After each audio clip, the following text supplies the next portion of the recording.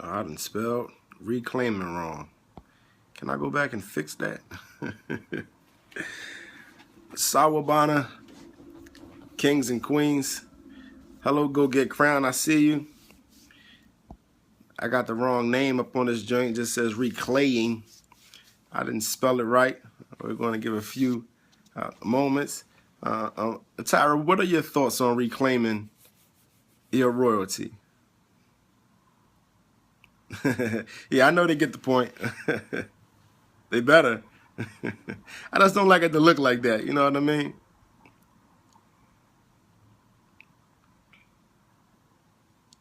So there's been a lot going on, and truthfully, it's been a lot going on ever since we've arrived in this country.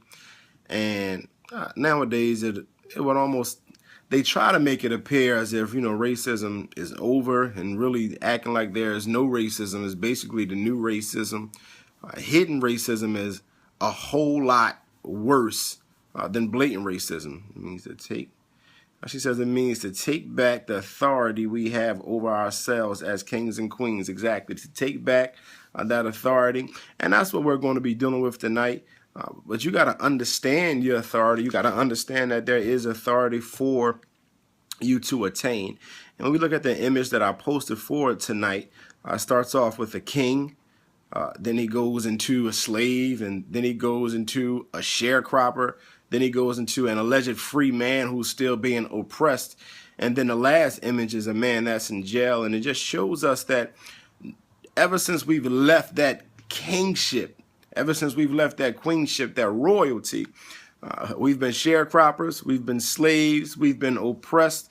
And today the new slavery is the prison system. So there's just been so many things that are keeping us back. So today we're going to deal with reclaiming your royalty. Now, understand this about royalty. In order to be royalty, there has to be either a land or a people to rule or to rule with. There cannot be any royalty where there is extreme division. And that's what we see in our people today. We can't be the royal people that we are. We can't be the kings and queens that we are when there's division. If nobody's together, if nobody's connected, if there is no unity, it's no way to be royal. It's no way to reign. All we can do is be servants to other people. We can only be servants to other kingdoms simply because we don't have a land or a people to rule with. Now, thousands of years ago, Africa wasn't as divided as it is today. And so many different sects and so many different languages. There were large kingdoms that ruled the entire continent of Africa. And they was the most civilized, the most flourishing, and the most advanced continent in the world. And through a lot of natural disasters and then some internal things that happened because of some external people, as we're going to deal with today, shows us the Africa that we see today that is so divided. And as I dealt with yesterday, talking about Missouri, how we don't have a black voice. Since we don't have a black voice or an African voice back home that's united, we can get treated however somebody wants to treat us here in the United States or even back home in Africa. You think about Nelson Mandela did 27 years in South Africa in jail for speaking up for South Africans. Like, how can a black man go to jail for helping black people in Africa? But since it was so much division, we can't be the royalty that we really are. So now, if Africa was such this great place, then what was the downfall? And the downfall is the division. Now, look how we continue that same division today.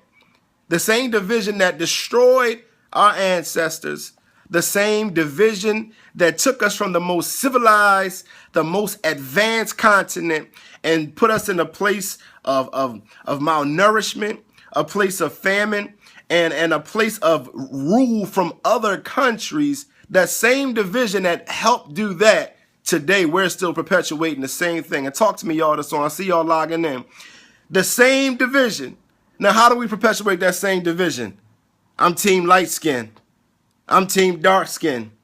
We even go as far as to team iPhone, team Android, and everything is a division. And I know a lot of people might not want to look at that as significant, but it is. Any sort of division puts you in position to be conquered and takes you out of your royalty, because once you're conquered, you're no longer royalty. You are removed from your throne. You are removed from your position, and you're removed simply because you allowed yourself to be divided. Now, I used to hate seeing people talk about iPhones, and yes, religion definitely go get crowned. Religion has definitely been a tool that was used to divide us.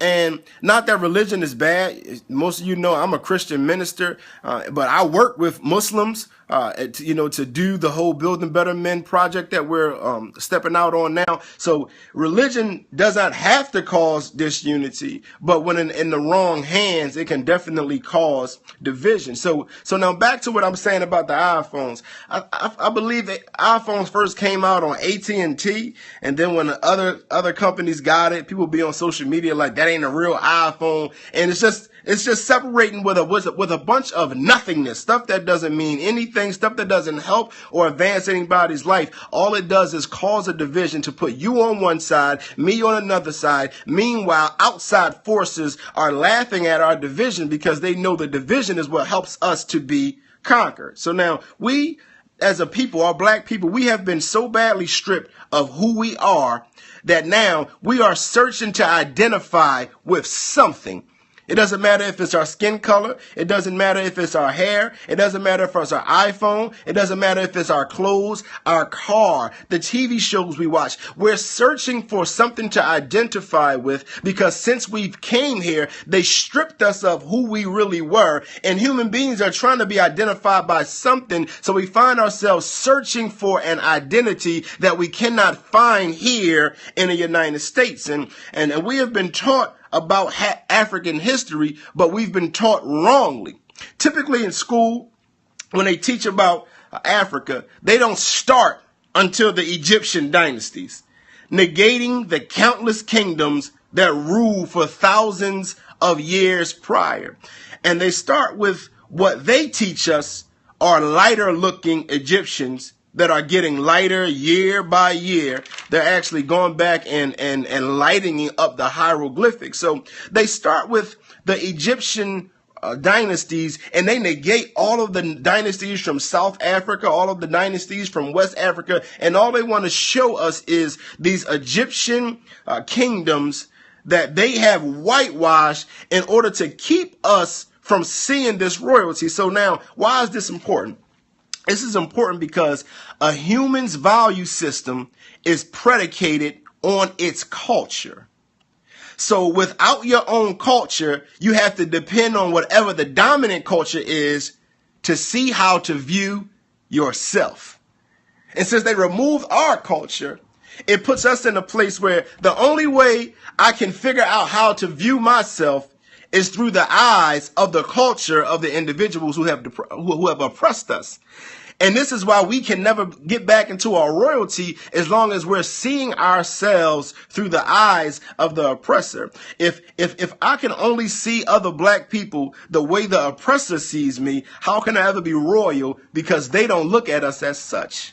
And since they put out the image that we're negative, that we're lazy, that we're violent, that we're promiscuous, all of these different things, we even begin to see each other as those things because we're looking through the eyes of the oppressor and we're not looking through our own eyes, and we can never see the royalty in each other. So now the question becomes, do you value your culture? Now, I know a lot of us don't know the extent of our culture or our African culture, but when I speak about culture now, do you value black people, period, as a whole? Do you value the fact that you are black? Do you love the fact that you are black? Are you proud to be black? How do you feel about your blackness? Are you trying to get away from your blackness? Are you trying to hide your blackness? Are you trying to educate yourself so much that you remove yourself from the other blacks because they're ignorant? Now you're educated.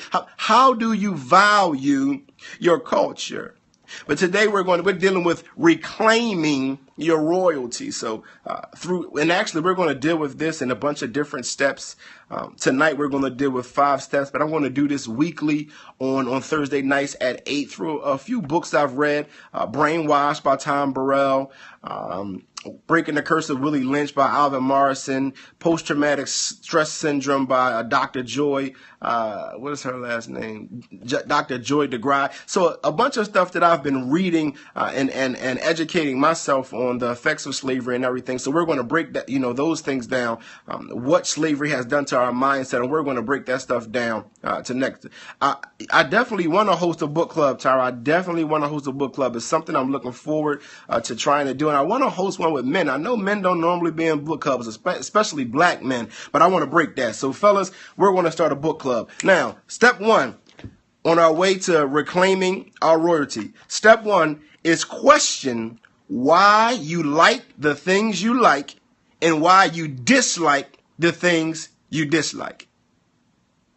We, most of the time, don't even realize why we like something or why we don't like something. And a lot of the times, the reason we like or dislike something is because it was impressed upon us to like or dislike something. Now, I'm going to tell you my own thing as I'm growing now. I had an issue with women with natural hair, and I didn't like it. I didn't think it was appropriate. I didn't think you could be professional. Please don't cuss me out right now because I've grown past that, but I'm just showing you my ignorance. I just didn't think it was appropriate at almost any time unless you just wash your hair. And my reasoning behind it was I felt as if it looked primitive or it looked uncivilized. And as I began to research and see all the effects of slavery, I realized the only reason I thought it looked uncivilized was because I was taught that everything in Africa was uncivilized. So now, if I have this view of Africa as uncivilized, then anything that reminds me of Africa is automatically going to seem uncivilized. But then I had to look up, well, what does civilized mean? Well, civilized means to bring people to a stage of social, cultural, and spiritual development considered advanced. Now the question is, who does the considering? So if my oppressors are the ones who are doing the considering, of course they're going to tell me everything in Africa is uncivilized. But Africa is no less uncivilized than the United States. Just because they don't do democracy in the way that we do it here, they have chiefs and they have people who are up under the chiefs. They have their own rules and everything that they have to abide by. So how is it uncivilized? But since I allowed them to indoctrinate me with this thinking, I begin to dislike something about my own people simply because they made me feel like it was uncivilized. So the first step in this whole thing is, why do I like what I like, or questioning why I like what I like or why I dislike what I dislike. What is it that makes a black woman not like her broad nose or her full lips? What is it about a black woman that might make her not like her natural hair, or that she doesn't like her dark skin? And, I find it really odd that the dark skin on a man that might get praise is demeaned when it's on a woman. And again, that's something that has been impressed upon us from slavery, separating the dark skin from the light skin and putting the light skinned slave in the house and the dark skinned slave in the field. And it created a division. It created a friction. It created some hate, some distrust between each other. And it was all done by the oppressor. And after we're freed, we're still chained to those same bondage of our mind, and we're still continue to perpetuate those same things. And now 100-some years later, the light skin and the dark skin are still going to war. So step 1, question why you like what you like and why you dislike what you dislike. And you may come to find that you don't like something because you really like it. You like something because it was marketed a certain way and it was forced on you a certain way. In school, we went through some marketing, and they were talking about the effects of colors. And somebody did a study and they found out that red makes you hungry. So they say. But then when you look at a lot of fast food restaurants, always got red in it. Wendy's got red in it. McDonald's got red in it. Chuck's got red in it. And the reason being is subconsciously, It's supposed to make you hungry. So if you drive by, I can manipulate you to come in here and buy something by dealing with your subconscious mind, and you don't even know why you want to stop here, and subconsciously they've done something to you. So question everything. Question what you like, question what you dislike, especially when it comes to anything about Africans, anything about African Americans. Whatever you dislike about, whatever we dislike about each other, question it. What is making me dislike this about myself or my people? Step 2, detach yourself from popular opinion. Now, one of the biggest problems in this country, period, is the quenching of individuality and conformity to the majority. Now, this hurts blacks the most because we already don't know who we are. And on social media, we see this day in and day out. Whatever is popular is what people will gravitate towards, is what people will tweet about or post about on Instagram and take pictures about. Or, people only go to certain events so they can take pictures and say that they were there so they can belong to the popular opinion. But when you're stuck in the popular opinion, it keeps you from being who you really are. And we're talking about reclaiming your royalty. So the popular opinion is not that you are royal. The popular opinion is that you deserve the lease. The popular opinion is you deserve slavery. The popular opinion was you were better off being taken from Africa and brought here as slaves because you were so primitive and you were so uncivilized that the white man had to bring you from Africa to America to introduce you to Christianity, which is so crazy because Africa, Ethiopia, was the first Christian country. Christianity didn't even go to Europe first and went to Africa first. Jesus lived in Egypt sometime of his life. So even everything that they teach us has been wrong, and it's been taught to us to keep us under them. That way we can continue to be their servants so they can continue to be rich. And they're doing the same thing in Africa now. How do white companies go to Africa and steal the oil, steal the gold, steal the silver, steal the ivory, still all of the natural resources that are over there in Africa? So the second step, detach yourself from popular opinion. Don't be caught up in what everybody else is doing and what everybody else is saying, because what is popular will never lead you down the path of royalty. You have to step out from the crowd. You have to step away from the group if you want to reclaim your royalty, because there are even some black people who don't even want to be royal. There are some black people that when you start to talk about your royalty, when you start to talk about your kingship or your queenship, they will begin to try to pull you down because they're not even ready. So even if the popular opinion is in the black community, you got to step away from that if you want to be royal. You cannot be concerned with what's popular, because what's popular most oftentimes is not good for the individual. Step 3. Dismiss everything you were taught about blacks and African that came from institutions that are governed by non-blacks. Totally. Dismiss everything you've been taught by institutions that are governed by people who are not black. Now, I know that's that's not everything, Tyra. It's everything that they've showed us. It's everything that they've showed us. It's so much more. Right now, I'm reading this here, The Destruction of Black Civilization, and this you see how thick it is. How many pages is this book? It's close to 400 pages.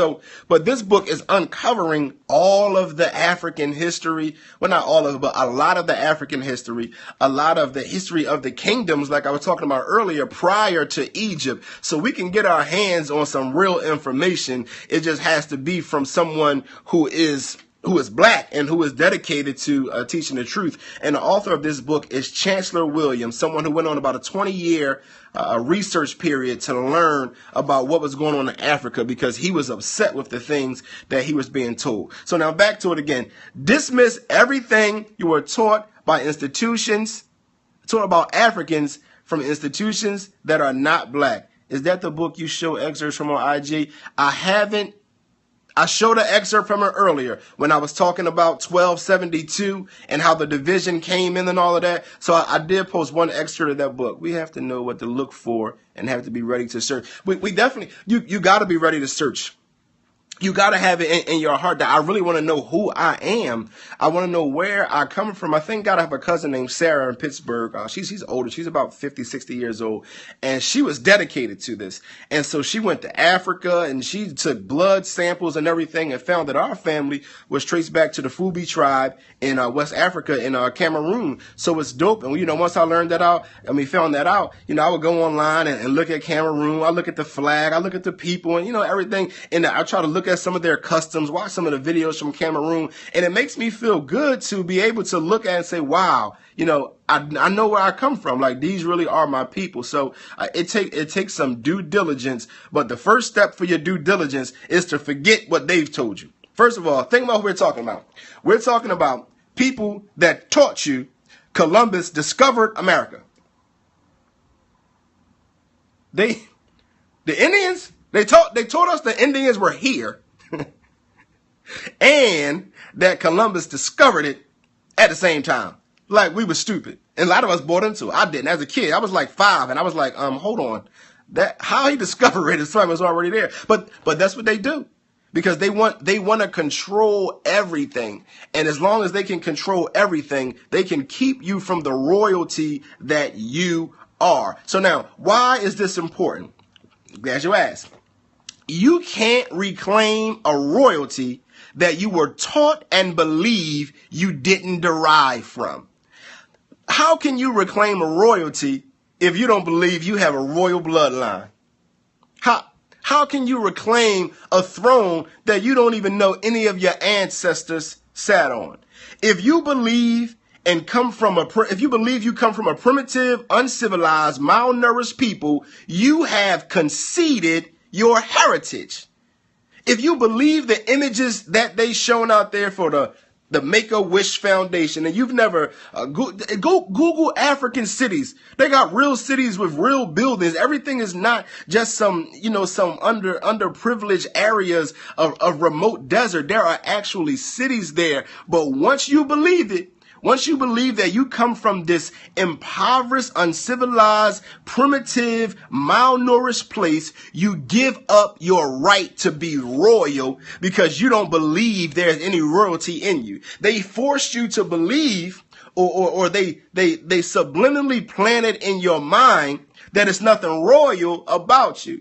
So then now, if you don't believe there's nothing royal about you, how can you reclaim the royalty?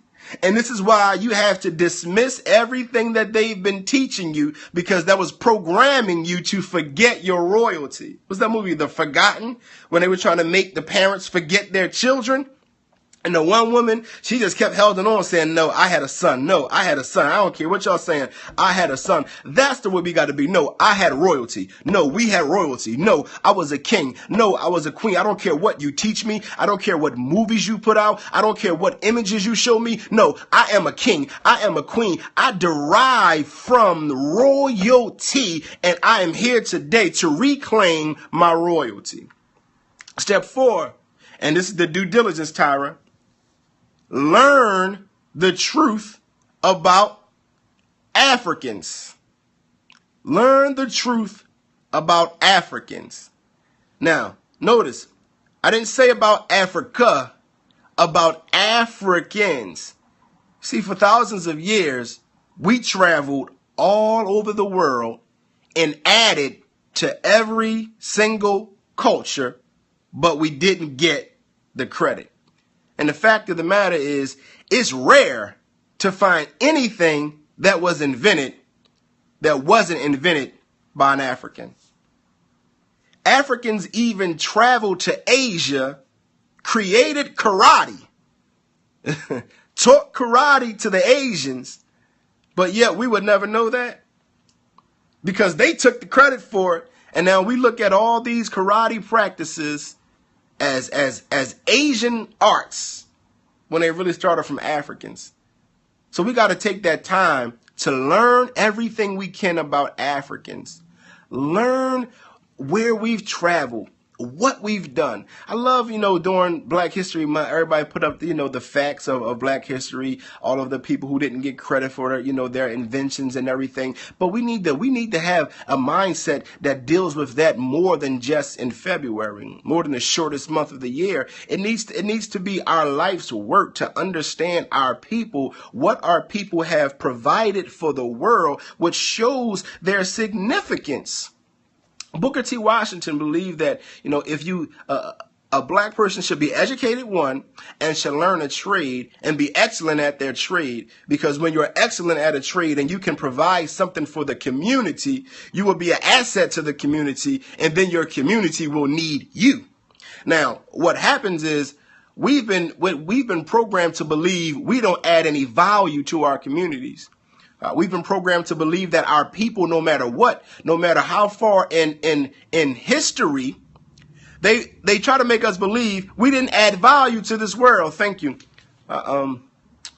Pebbles. Oh, I hope that was Pebbles. It started changing on me too fast. They've made us believe we didn't bring any value, but the fact of the matter is we have brought value to every continent on this earth.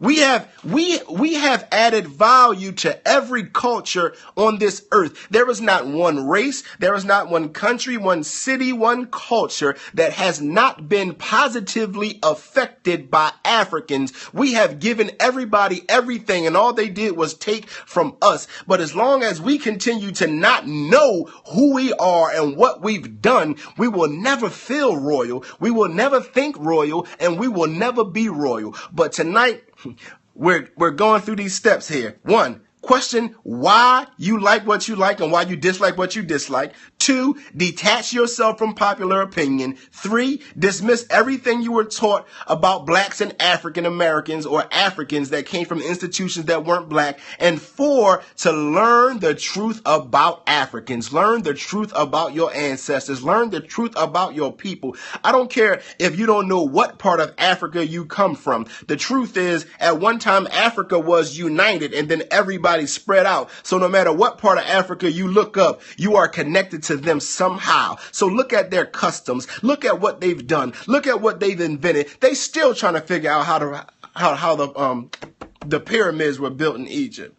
How could a people so primitive do something like this? Because they wasn't primitive, obviously. They were doing embalming. They were doing all the things that we're doing today thousands of years ago in Africa. So now, the first 4 steps are all internal things. Now, the last one is going to be an external thing. Now, we got to deal with these first 4 parts to get our mind conditioned right. We got to deal with these first parts to figure out why we dislike certain things about our people or why we like certain European images. Then we have to get our minds away from what's popular, from what's being taught.